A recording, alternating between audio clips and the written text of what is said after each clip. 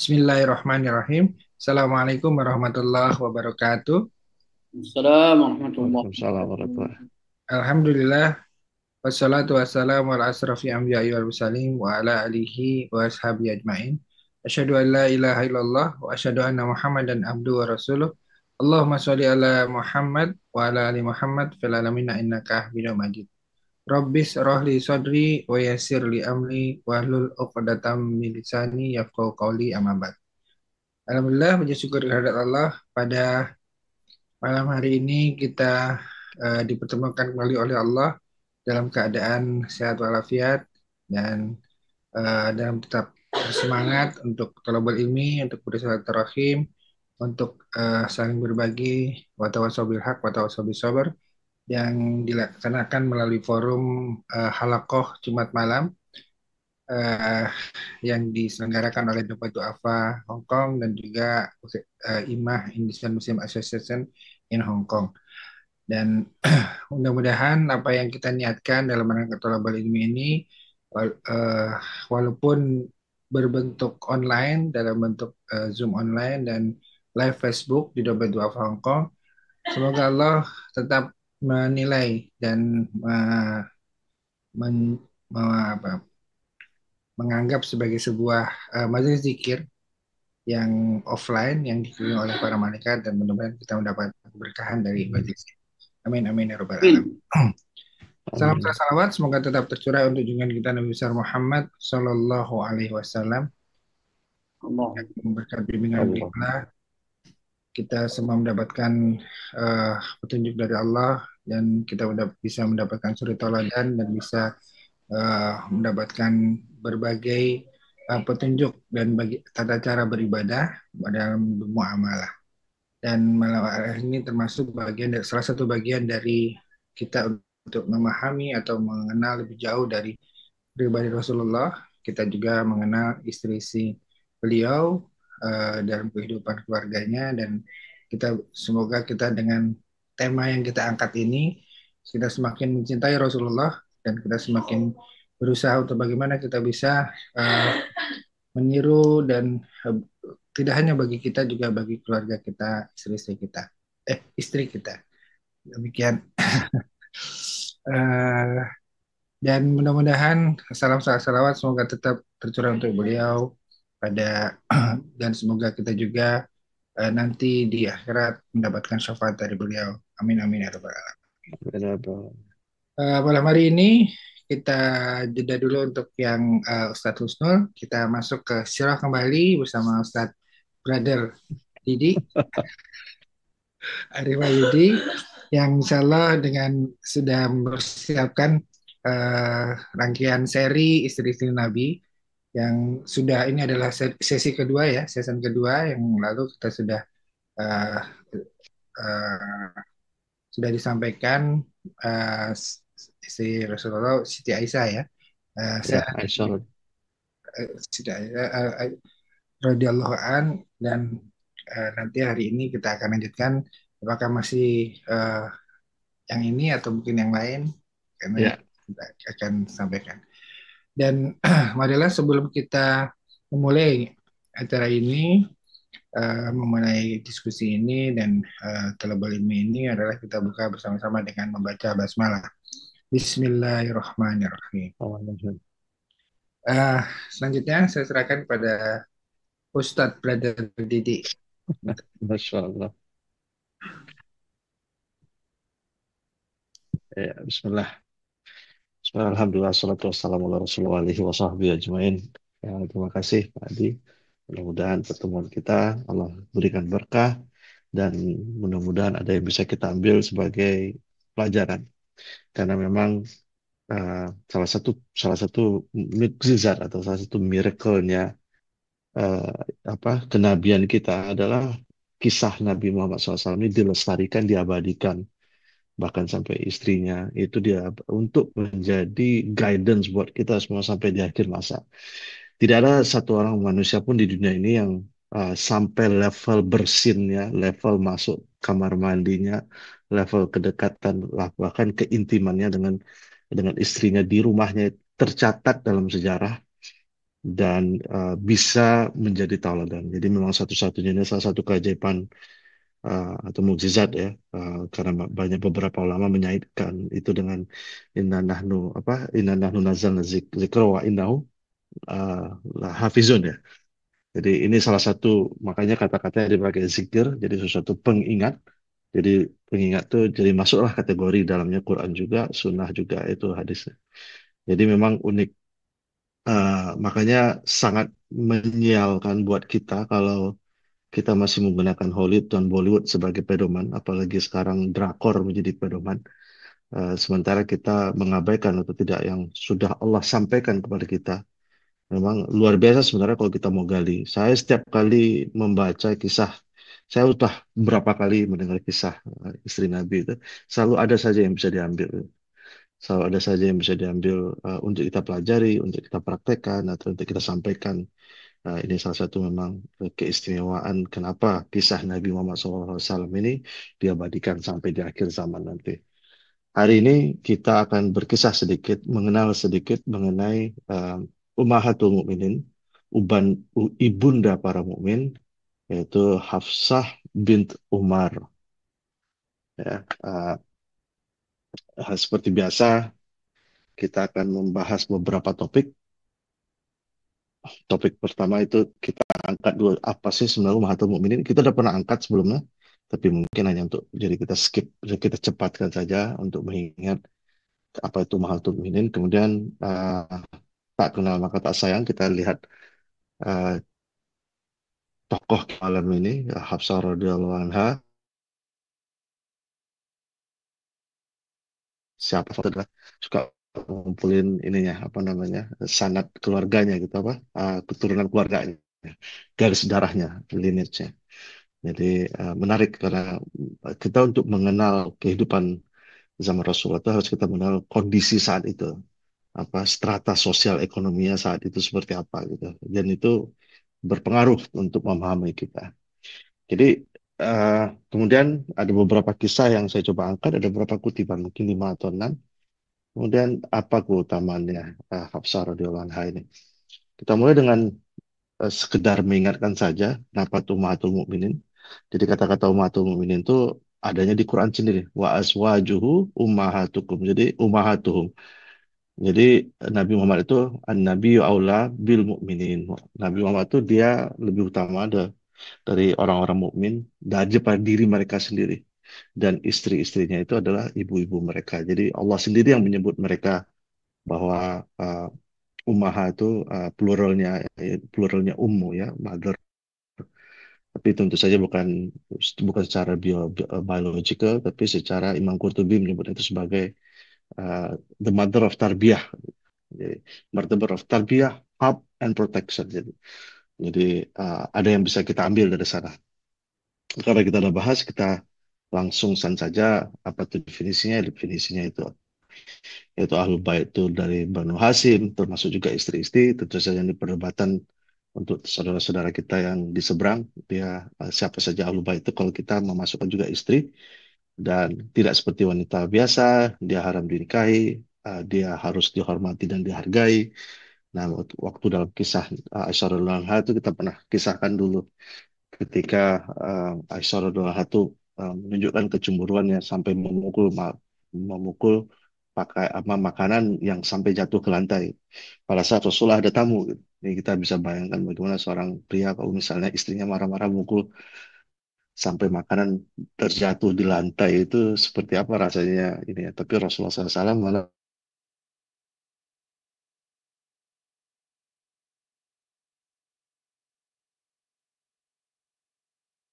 makanan dia rapiin di lantainya. Kemudian tamu yang sedang kagok ini dibilang, ibumu sedang cemburu. Jadi langsung ibumu. Jadi diingatkan langsung sebelum kalian nanti ngomong macam-macam, berpikiran yang aneh-aneh, dia wanita biasa, gitu. Ibumu sedang cemburu. Jadi Rasulullah sendiri mengingatkan para sahabat hati-hati gitu. Jadi salah satunya dia adalah guru dan panutan. Dan dia adalah istri Rasulullah di dunia dan di akhirat. Belum saya ganti-ganti kata-kata istri itu masih isti. Ini tabelnya seperti biasa sudah pernah saya tahu dengan tabel. Jadi Aisyah adalah istri yang ketiga.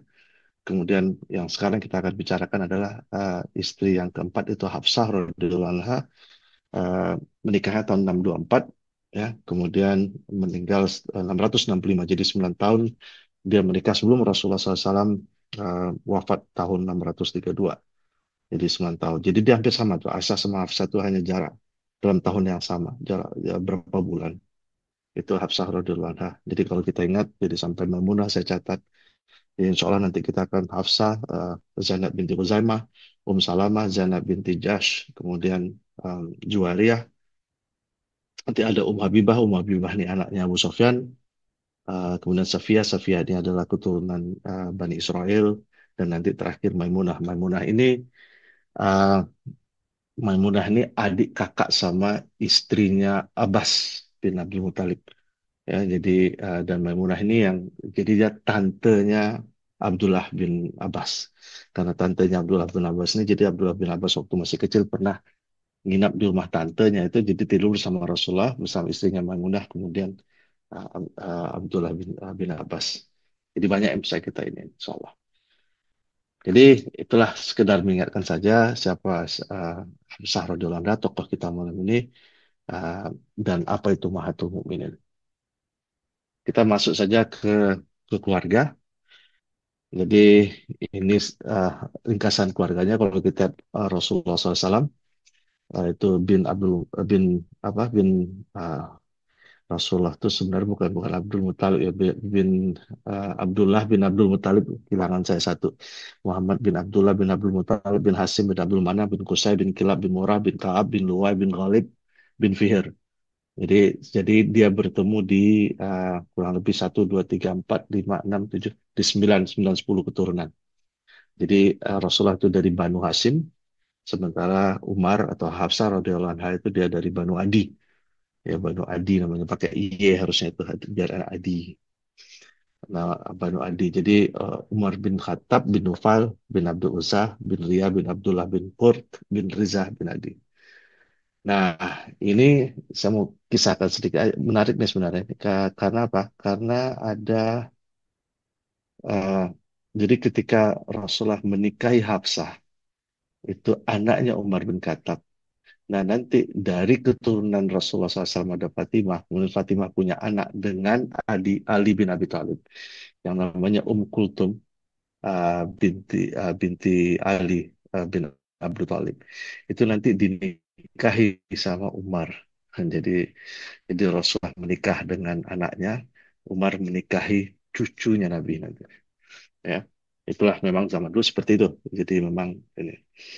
Ada satu tokoh lagi di sini, yaitu tokoh Abdullah bin Umar. Ya, Abdullah bin Umar itu termasuk orang yang banyak meriwayatkan hadis ya, 2.600 sekian.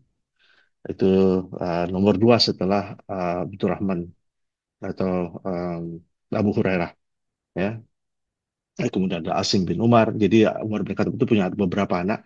Salah satunya Asim bin Umar, dan Asim bin Umar inilah nanti yang keturunannya melahirkan anak Umar bin Abdul Aziz, ya, dari Asim bin Umar, kemudian turunnya dari pihak ibunya itu Umar bin Abdul Aziz, salah satu khalifah yang terkenal. Kemudian uh, Umar bin Khattab ini dia anaknya, adiknya Fatimah.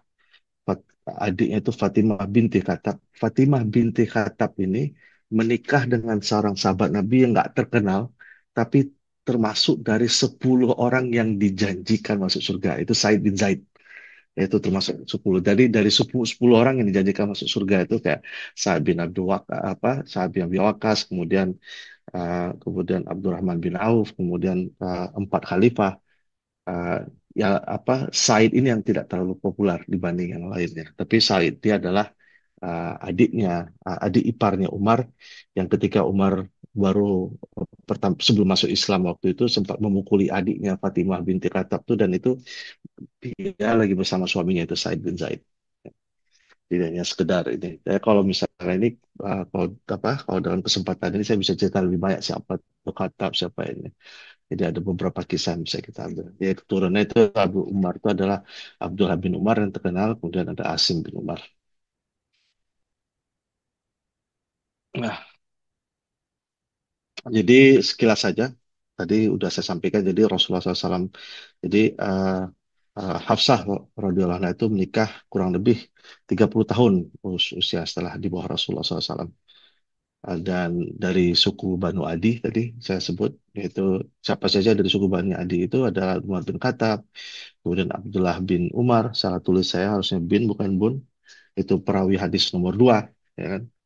Dan setelah Abu Hurairah, kemudian Asim bin Umar tadi saya sebut. Asim bin Umar itu adalah kakeknya dari Khalifah Umar bin Abdul Aziz. Kalau mungkin Pak Adi masih ingat kisah ketika Umar bin Khattab masih menjadi, waktu Umar bin Khattab menjadi khalifah. Kemudian pada malam, satu malam dia sedang patroli.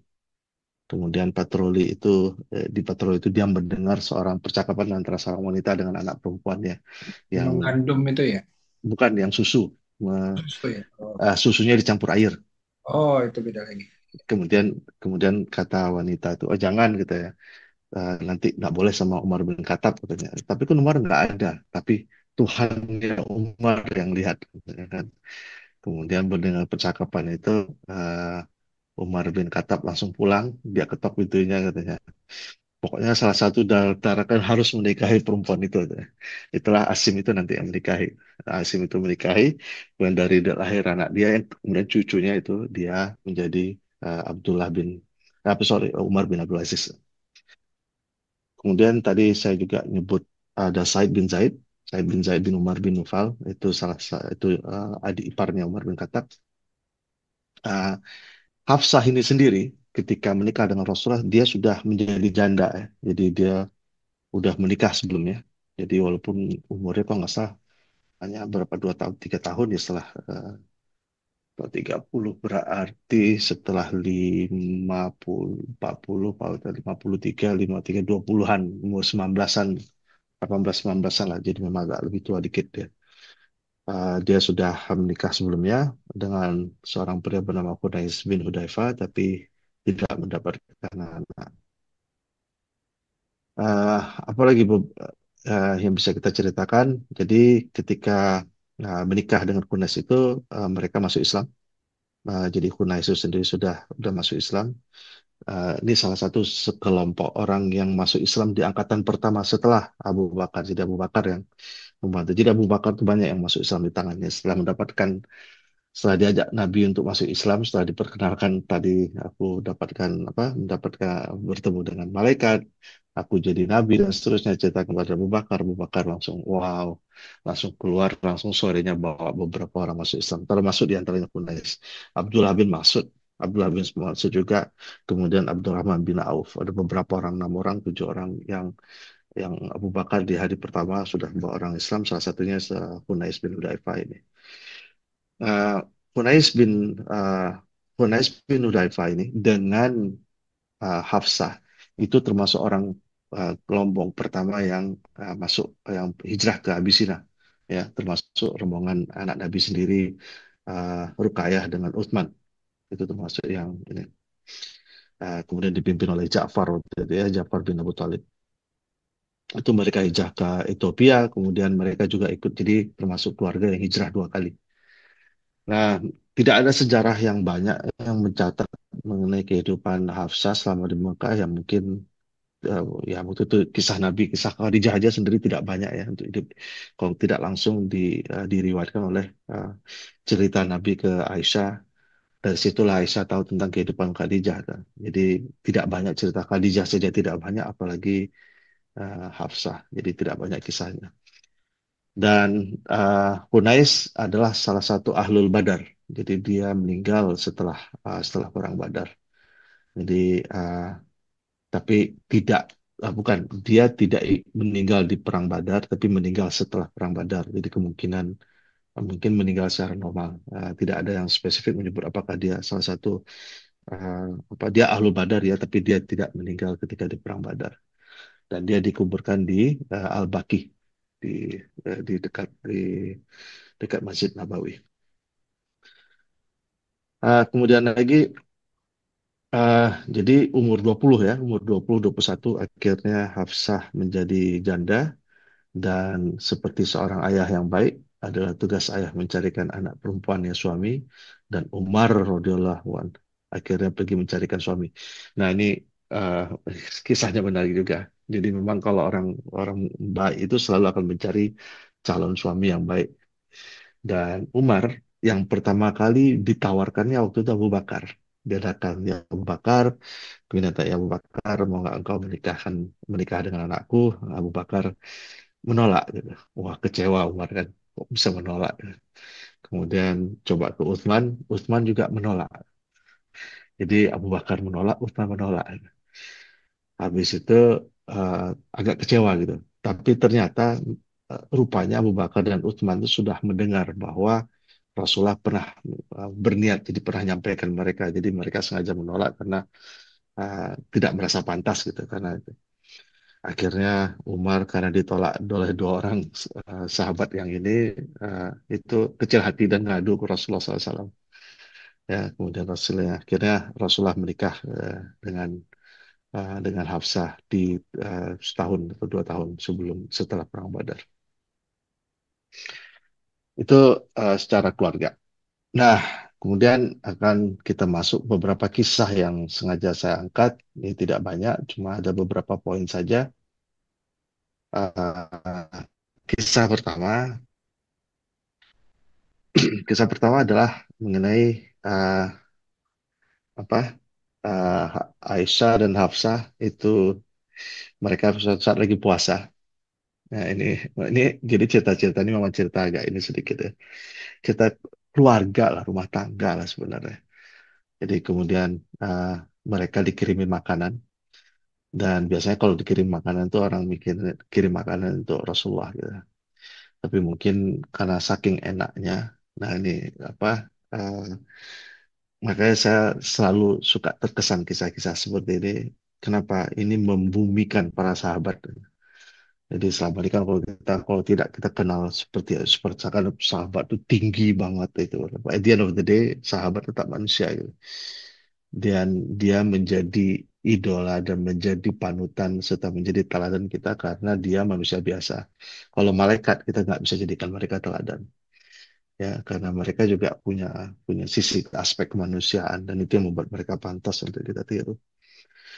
Ah, saking enaknya makanan mereka dan juga sedang lapar, akhirnya makanan itu terhabiskan, habis semua. Dan itu membuat mereka bersalah. Dan Rasulullah ketika datang lihat makanannya udah kok tidak ada itu nggak kebagian, ya salah yang ngaku gitu.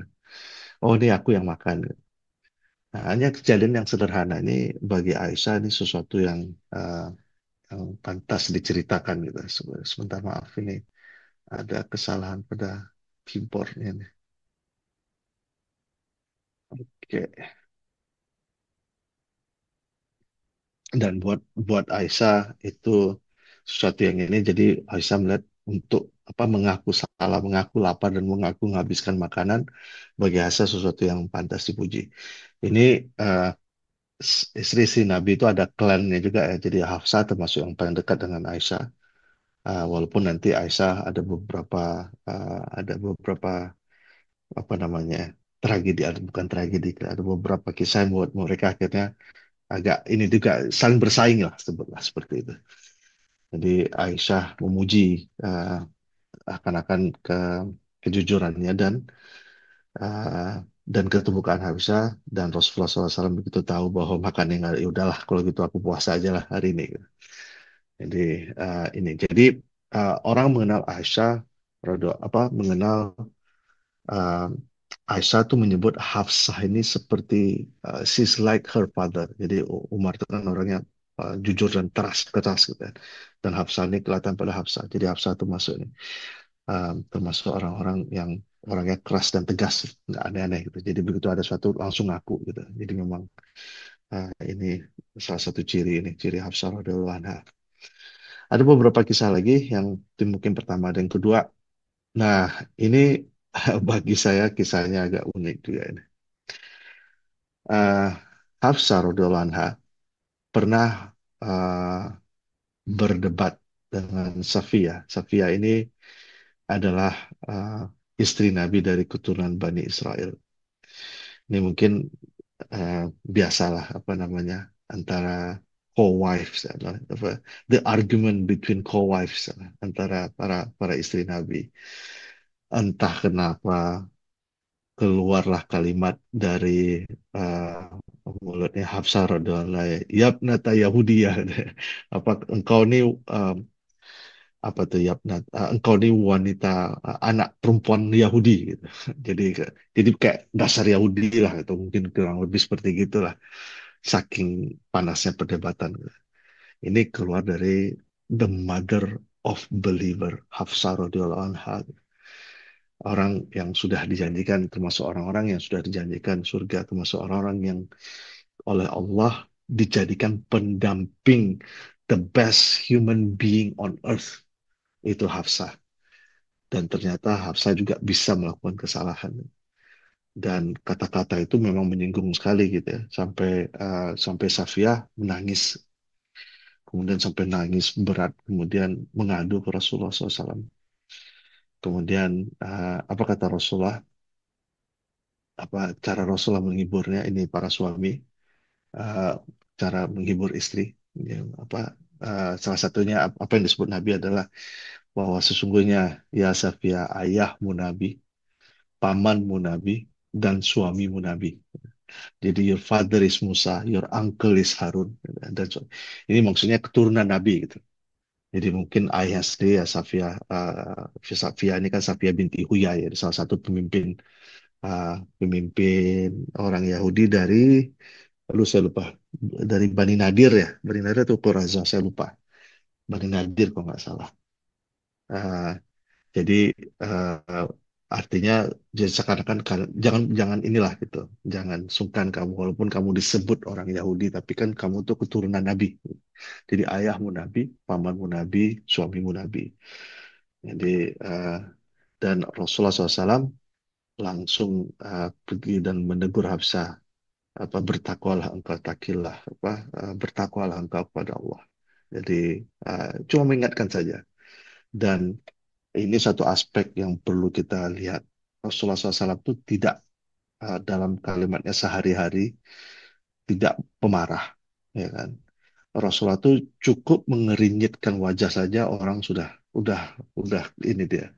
Jadi kalau orang yang namanya sabar, ya, dia nggak perlu marah. Dia cukup nggak enak saja kali wajahnya, orang sudah kecil hati, orang sudah takut. Gitu. Itu salah satu keuntungan orang yang tidak pernah marah. Dengan mengucapkan bertakwa, semua orang harus bertakwa. Gitu kan. Bertakwalah kau kepada Allah. Itu semua orang bertakwa. Tapi ketakutan Hafsah mendengar kata-kata itu menunjukkan dia, sejak itu aku tidak pernah lagi berani ngomong gitu. Dan itu cukup dalam kata-kata itu. Nah inilah kemudian itu jadi sarana buat tobat buat Hafsah dan pelajaran juga buat kita. Gitu. Jadi Nabi dicoba, salah satu dicoba dengan istrinya, dan Rasulullah tidak pernah memaki-maki. Tapi karena kalimat itu keluar dari orang yang tidak pernah memaki, kata-kata bertakwalah kau kepada cukup untuk menegur seorang istri. Ya, jadi kata memaki seorang istri itu tidak perlu memaki-maki dengan kalimat yang panjang lebih dua cuma satu sentence saya sudah cukup untuk Rasulullah SAW menegur istrinya. Jadi apa yang bisa kita ambil di sini, ini menunjukkan humanity-nya Rasulullah SAW, humanity-nya the wives of the Prophet. Saya kalau keynote-nya saya buat, they are role model, mereka itu tauladan kita, but at the end of the day they are human, they make mistake, and how they are tested. Jadi kesalahan yang dilakukan Hafsah itu adalah bagian dari cobaan, dan itu pelajaran buat kita. Dan kisah ini kan kisah keluarga sebenarnya, tapi diabadikan sampai nanti, sampai di akhir zaman. Itu kisah kedua. Saya lupa ada 5 atau 6 yang saya tulis. Kisah ketiga, ini kisah Tahrim. Ah, Tafsirnya surat Tahrim ini ada 2. Mungkin saya tidak mengangkat tafsir yang kedua. Saya ada 2 tafsir, ada 2 versi sebenarnya, tapi saya ambil versi pertama saja. Nanti versi keduanya di lain waktu, insya Allah. Kisah ini di surat Tahrim ini, uh, ya Nabi, lima tuh hari ma ahallallahu lak tabatagi mardata aswajik Allahu ghafurur rahim. Ya, jadi Allah Rasulullah ditegur oleh Allah kenapa engkau mengharamkan sesuatu yang halal. Jadi kisahnya waktu itu singkat saja, Rasulullah SAW itu minum madu di rumah Zainab. Ini Zainab binti Jahsh ya. Dan jadi Rasulullah itu gini, Rasulullah itu punya hari di mana dia bermalam di sana gitu, di salah seorang istri. Tapi sebelum dia mampir di salah seorang istrinya itu untuk bermalam, Rasulullah akan pergi sore itu, Rasulullah akan mengunjungi istri-istri yang lain. Gitu. Mungkin pamit, kasih tahu, ngobrol, mungkin berapa 15 menit setengah jam. Kemudian baru nanti ke ini. Dan ketika suatu saat di rumahnya Zainab, rupanya Rasulullah menghabiskan lebih panjang waktunya gitu. Kenapa? Karena di rumah Zainab dikasih madu, makanya lebih panjang dah. Lebih lama stay-nya. Dan itu membuat Aisyah dan Hafsah cemburu. Ya. Jadi ternyata ibu kita, nah at the same time mereka adalah ibu kita loh. Dan mereka cemburu, nggak senang Rasulullah lama-lama di rumah Zainab. Akhirnya Aisyah dan Hafsah ini bersekongkol berdua. Mereka ingin mencoba mengelabui Rasulullah SAW. Ya kan? Kemudian apa kata mereka? Hmm, ketika Rasulullah datang ke rumah Aisyah atau ke rumah Hafsah, mereka menutup hidung mereka dan menyebut, ya Rasulullah, engkau uh, bau maghafir. Ada suatu uh, daun atau apa yang baunya itu uh, busuk gitu ya. Jadi ketika Rasulullah habis minum madu itu, Hafsah bilang, kok mulutnya bau kayak ini gitu. Mendengar itu, Rasulullah kemudian bersumpah tidak akan minum madu lagi. Ya kan Rasulullah berpromise, I will make honey forbidden for myself katanya. Supaya menyenangkan hati. Makanya langsung Allah menegur Rasulullah SAW, ya ayuhan nabi. Oh ada ayatnya, kalau nggak salah di sebelahnya. Ayo, ya ayuhan nabi lima tuharrimu ma ahallallahu lak tabatahi mardota aswajik wallahu ghafurur rahim. Wahai Nabi, mengapa engkau mengharamkan apa yang dihalalkan ahallallahu lak, menghalalkan apa yang telah Allah halalkan bagimu. Apakah tabatari mardota? Apakah kamu mardota untuk menyenangkan aswajik, istri-istri kamu? Jadi, um, jadi Rasulullah itu ditegur demi menyenangkan hati istri. Rasulullah uh, sampai bersumpah tidak minum madu. Jadi lagi satu pelajaran buat para suami. Berikut, Hafsah radhiallahu anha itu salah seorang istri Nabi yang pernah diceraikan oleh Rasulullah SAW. Jadi waktu itu salah satu saya lupa ini ya, saya lupa saya catatan. Jadi ketika itu Rasulullah menceraikan karena setelah teguran itu Rasulullah merasakan mungkin apakah ini harus diceraikan. Jadi akhirnya Rasulullah tapi secara spesifik tidak ada mencatat kenapa. Tapi ada beberapa orang menyebut mungkin karena ketidaktaatannya kepada Rasul. Dan ketika ditanya pun Hafsah, kenapa dia menceraikanku bukan karena dia tidak menghendakiku, katanya. Jadi ketika diceraikan itu terutama itu mengagetkan seluruh Madinah kaget waktu itu. Ketika Rasulullah kemudian termasuk Umar dan kemudian eh, apa? Kemudian sebelum iddahnya berakhir, kemudian Jibril turun ke Rasulullah dan Jibril kata uh, dia itu istrimu di dunia dan istrimu di akhirat. Jadi ini seakan-akan good news gitu ya. Uh, basar good news buat Aisyah, buat Hafsah bahwa dia adalah nanti akan masuk surga termasuk uh, as, uh, uh, kalau Asara Mubasara itu kan 10 orang yang dijanjikan surga, dia unik karena satu hadis menyebut 10 orang langsung. Tapi banyak juga sahabat-sahabat yang lain yang sudah dijanjikan masuk surga. Seperti misalnya Khadijah ketika Jibril turun menyampaikan itu pesan Allah bahwa nanti di rumahnya tidak akan ada lagi kekhawatiran, tidak ada lagi kesukaran. Itu salah satu salah satu berita masuk surga.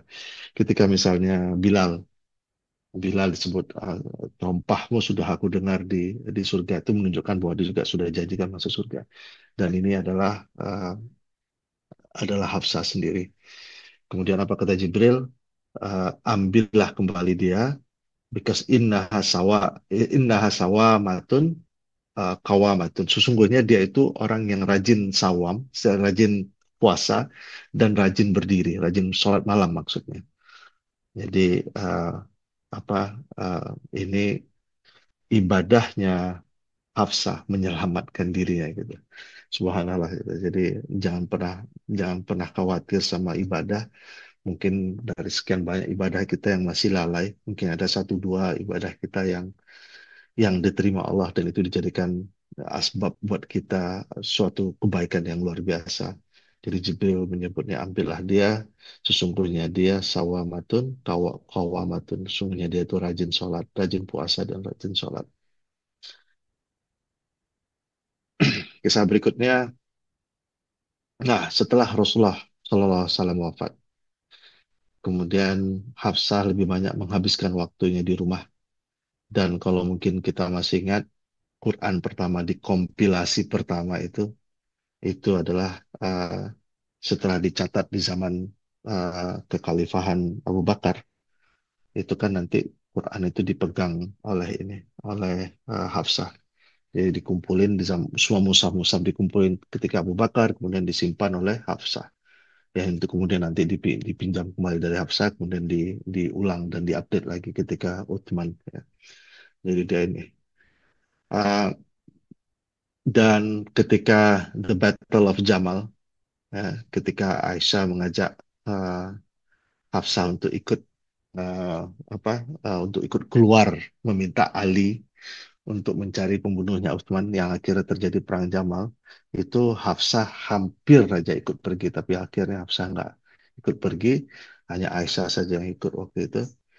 Eh, ketika Hafsah udah hendak pergi berangkat itu, kemudian adiknya Abdullah bin Umar yang datang. Dia bilang jangan engkau pergi, kau lebih pantas. Akhirnya Hafsah tidak ikut. Oh nggak lain lagi kisahnya. Eh, itulah dia. Jadi dia menyimpan Quran pertama dan meninggal dalam usia 60 itu di 665 CE. Dan ketika itu Marwan ini yang menjadi gubernurnya Madinah waktu itu, yang menjadi pemimpin sholatnya dan dimakamkan di Baqi. Hafsah sendiri tidak banyak meriwayatkan hadis, cuma 60 hadis yang diriwayatkan oleh Hafsah. Baik, terakhir kita lihat ada beberapa poin yang mau kita bahas. Yang pertama, siapa Hafsah? Hafsah adalah satu-satunya istri Nabi yang pernah diceraikan oleh Rasulullah dan terselamatkan karena amalnya. Hafsah adalah orang pertama yang memegang atau menjadi kunci penjaga Al-Quran. Dan Hafsah adalah salah seorang istri Nabi yang berasal dari keluarga besar, Umar bin Khattab. Kemudian ada adiknya, kemudian tantenya, kemudian omnya, semua berasal dari keluarga yang terpandang. Jadi itu sajalah kisah kita mengenai Ummahatul Mukminin Hafsah radhiyallahu anha. Mudah-mudahan ada sesuatu yang bisa kita pelajari, kita ambil, dan saya kembalikan ke moderator Adi Kurnia. Baik, insya Allah. Terima kasih Pak Ustadz Brother Didi yang telah menyampaikan Ustaz brother lagi. eh, kisah mengenai eh, Hafsah bin Umar, salah satu istri Rasulullah, Binti. binti binti Umar, salah satu istri Rasulullah yang berbagai tinjauan dari keluarga, kisah-kisah seputar beliau dan juga keutamaan dari beliau. Satu yang unik tadi kan sudah disampaikan di terakhir, keutamaan salah satunya adalah eh, eh, satu-satunya istri Rasulullah yang diceraikan ya, tapi Ya. nikah kembali, rujuk kembali. Mm, mm, mm. Itu menjadi mungkin salah satu hikmahnya adalah sepertinya Allah eh, Rasulullah mengajarkan bagaimana menceraikan dan bagaimana rujuk mungkin Ya, bagian dari praktek. salah satu hikmah. Iya, insya Allah mungkin seperti itu. Baik, demikian Untuk teman-teman yang ada di uh, live Facebook, Ibu Dua, terima kasih atas perhatian yang juga yang ikut mengikuti kisah ini. Kita cukupkan sampai sekian. Kami akan lanjutkan dengan diskusi melalui media Zoom dan enggak kita cukupkan untuk yang di live Facebook. Terima kasih. Assalamualaikum warahmatullahi wabarakatuh.